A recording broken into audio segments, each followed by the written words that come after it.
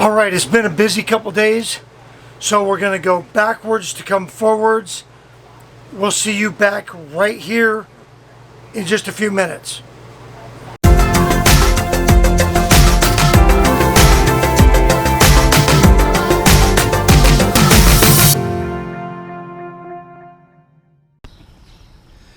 So we're down here at the Lake of the Ozarks, and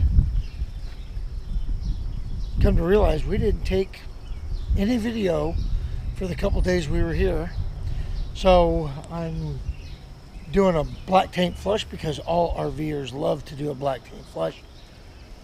Right now, before we head on to really the second phase of our journey here, so I thought I'd walk you around the campground. We are staying at the Lowry RV Park, and it is in Lowry, Missouri, right on the Lake of the Ozarks. In fact, we are sitting on this finger. Part of the lake is right behind us here, and then it goes all the way out into the lake, out that way, and then this stretch goes, it's like a peninsula that runs out, I don't know, a couple miles this way. There's actually more shoreline on the Lake of the Ozarks than California has. But anyway, this is our site. We were going to keep the trailer up at Lori and Craig's house up in Lee Summit, but then opted for to come down here and bring the trailer because it it's our own bed, and they're building their house, so it'd be tight. Anyway, we've got full hookups here. Here's Sadie Lady. It's a nice huge pull through.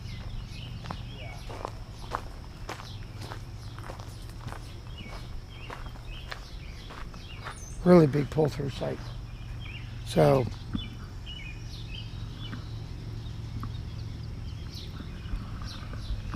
far as RV parks go, it's super quiet, and there's really not a lot of folks here. They said that the park was full, but our neighbors never actually moved in.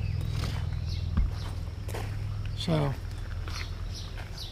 we've been enjoying it, the little that we've actually been here. So anyway, what do you think? It's nice. Nice and quiet. Mm-hmm. And I mean, they took reservations pretty quick. We just called them up and said, hey, we need a couple nights. And they said, well, we got a spot. So It's very quiet. yeah, and we're on the very end. So there's nobody on the backside to us, and we didn't really have a neighbor, so that was good. I'm going to check the gauge real quick. All right, we'll check it in a sec. So one thing that we noticed, and I'm glad I have it. See, it's running nice and clean. Yeah. One thing that I noticed is this park says it has 30 and 50 amp, but when we got here, this trailer is only a 50 amp site. But luckily, I carry adapters. So this is a 50 to 30 amp adapter, and then that is my surge protector. And then so we've had to step down, and while we were hooked up at Lori and Craig's house, we had 50 amp hookup there, but you'll notice there is no 30 amp in here. It's just 50, and then just a household, 120, 20 amp. So the moral of the story there is, make sure that you have dog bones adapters for whatever you may need, because you just never know. You might show up here thinking it's going to be 30 amp, and lo and behold, it's not. So we have a 50 to 30 dog bone, and then we also have a dog bone that goes 30 down to 20 amp or 110. So you got to be prepared. We've been down here at the lake. Like I said, Lori and Craig, they have a lake house, and anyway, they have a house right here out on the west side of the lake, and just really beautiful. They're in the process of building it. In fact, they just got the plumbing done right before we came down, and the boat dock and everything, it's fully functional. So yesterday we took the jet skis out and the Sea-Doos, and boy, we just had a blast running around. The lake went up the 6 mile mark and beyond up to, there's a big dam, and I forget the lake or the river that they use for water control up there, but anyway, it was just fantastic. We had so much fun doing that. And then last night we barbecued. We barbecued a bunch of steak and veggies and corn and stuff like that. Some just wonderful potatoes and what else? Marshmallows, mushrooms, and just had a feast last night. So it was amazingly good. And then I don't know if that's better. So we just been playing. We went out to Lowe's and helped them buy a new refrigerator for the dock. They have a little shed down at the dock with a bar on it and stuff. We were going to take the boat out, but couldn't drum up enough interest. My nephew Chad, he did a little bit of fishing off the dock, got a bass. But really, we just came down here, did a lot of relaxing, and just enjoyed ourselves. And so now we're packing up.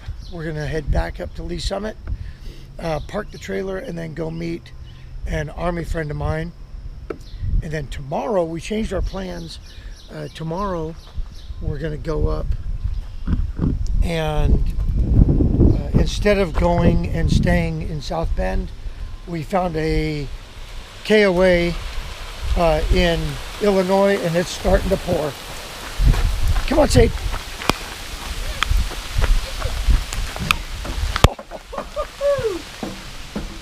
Man, that came out of nowhere. Did you check the 8-ball on that one? Teresa had the magic 8-ball out and it didn't say anything about rain.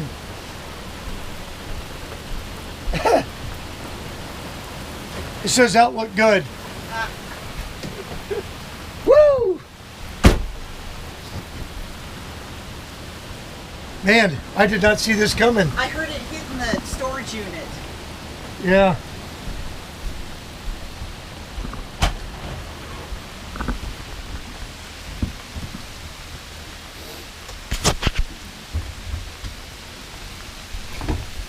I think this is going to be a quick one. That just kind of blows over.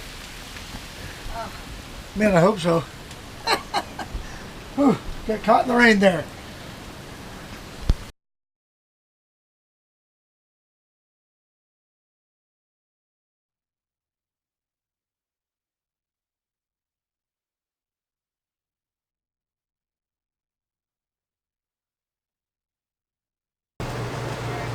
Okay, so it was a little wonky, and so the clips, and I tell you, I'm sorry that we got so busy having fun that we forgot the cameras, and we need to get better at that. But so we've been in Lee Summit, Missouri, which is outside of Kansas City. Saturday we went to the Lake of the Ozarks. Monday we came back from the Lake of the Ozarks, went out for some fantastic barbecue, and hands down it was terrific.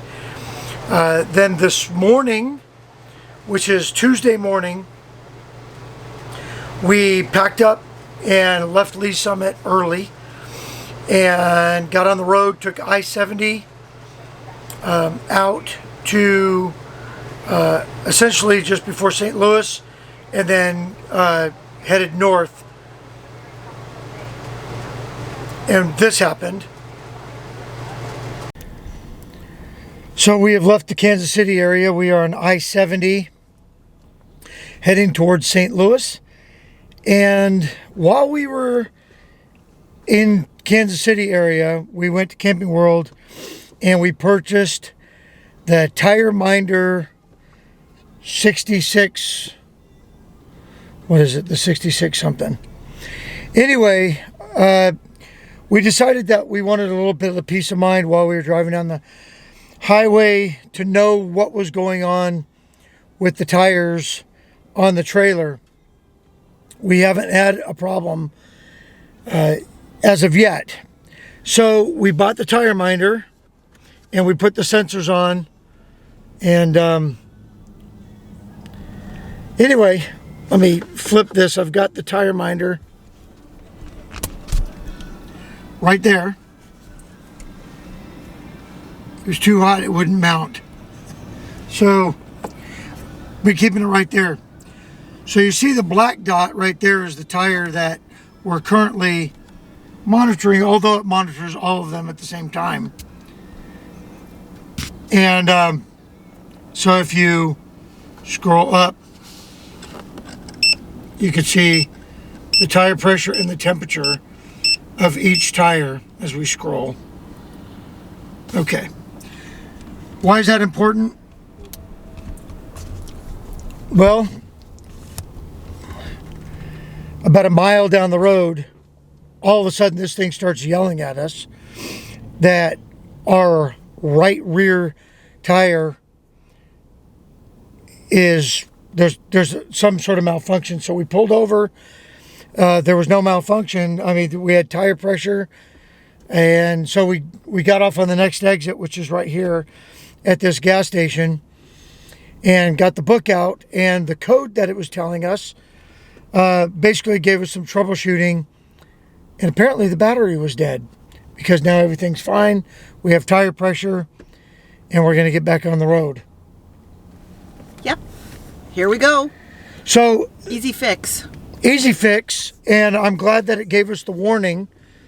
And the whole idea here is that as soon as there's a sudden loss of tire pressure, you could react so that if that had been a blowout, it wouldn't blow out the other tire, wouldn't blow out, you know, the panels on the trailer, or, you know, the slide out, although that's not on the slide out side. So I'm already happy that we have this Tire Minder. We should have bought it 3 years ago. We're learning. In the world of gadgets, it was definitely worth the money. And I'll tell you exactly what the model number is. In fact, where's that book? It's the Tire Minder 66. So here's the book. So they have the Tire Minder 66 and a 77, and then a couple other ones. We got the 66 because it tells you not only the pressure, and it gives you different icons for a slow leak, a blowout, and all that. And luckily the icon that we got wasn't a blowout. It just said that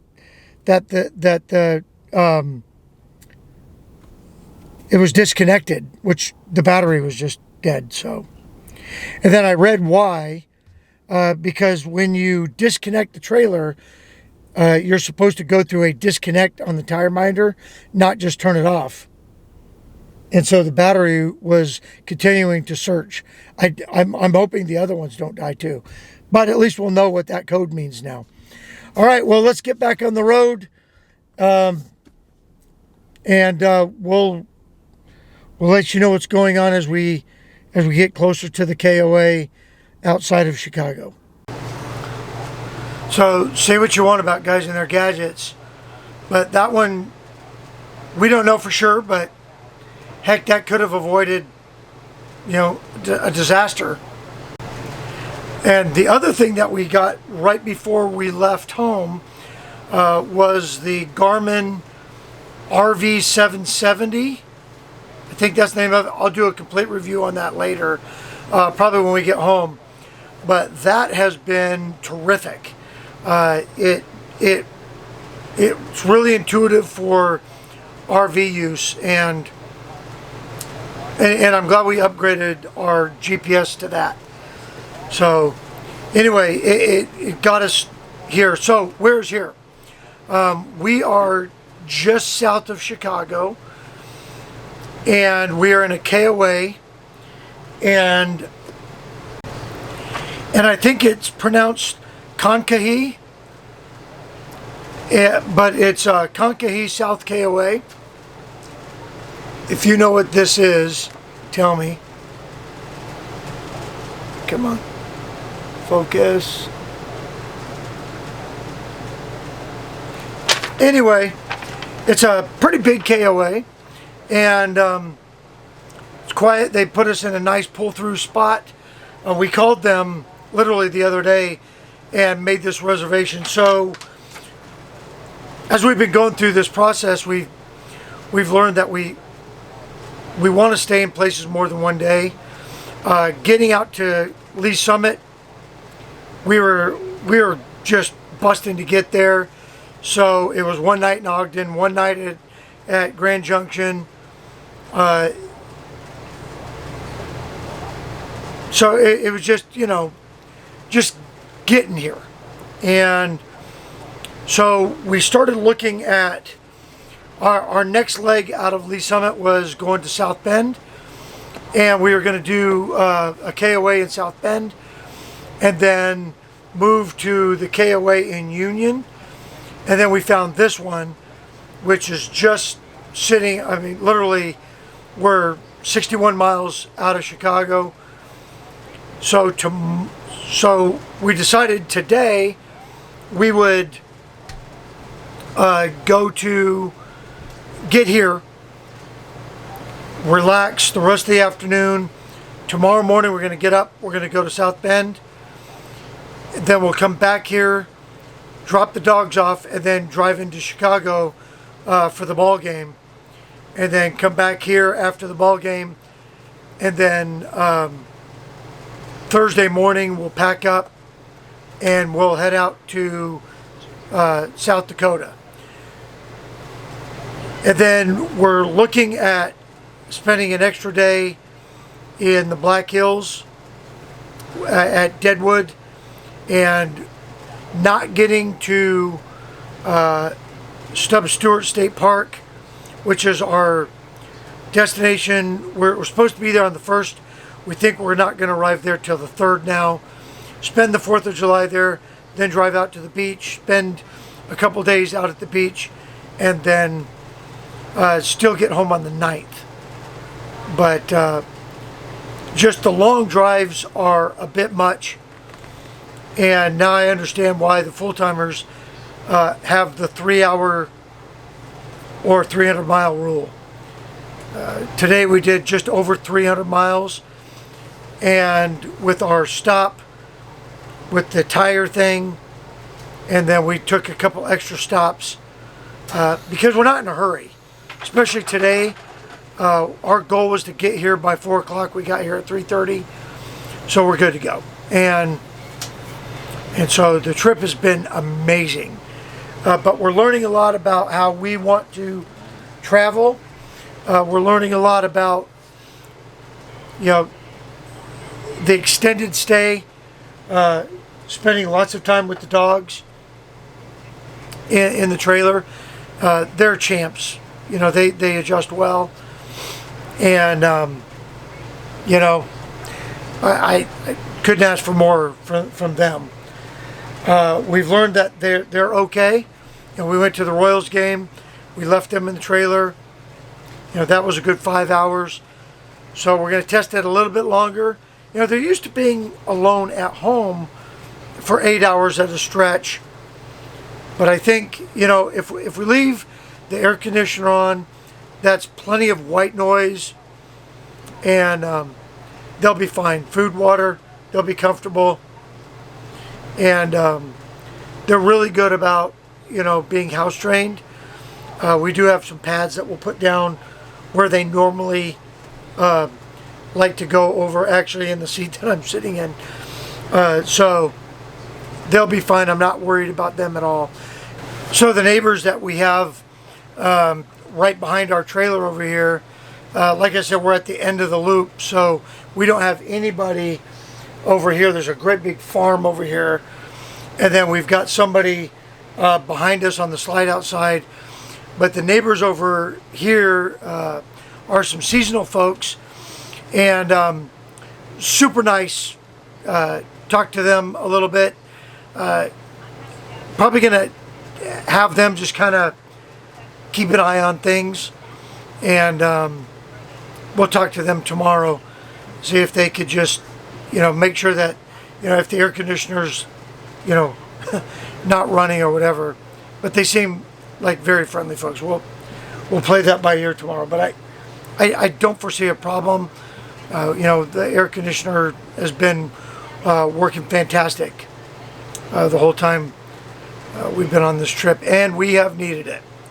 So anyway, that's it. We're gonna get some video tomorrow while we're in South Bend, and then we'll see what we can do about the Cubs game. Super excited for that. First time at Wrigley. Hey, if you are new to the channel, we would surely like you to subscribe. We'd like you to give us a thumbs up if you like the video, and for goodness sakes, please share with a friend. We need all the help we can get. All right, we're going to cut it off for now. Get this video pushed out, and then we'll get one out in the next day or so. So anyway, again, subscribe, like, thumbs up, do all that stuff, and we hope that you're liking. Hey, if you're not getting enough, if you follow us on Instagram, you're getting real-time updates of what we're doing. So if you follow us on Instagram, you know, you already know about the tire thing, and you already kind of see where we are. Anyway, hey, thanks for watching, and we'll see you in the next one.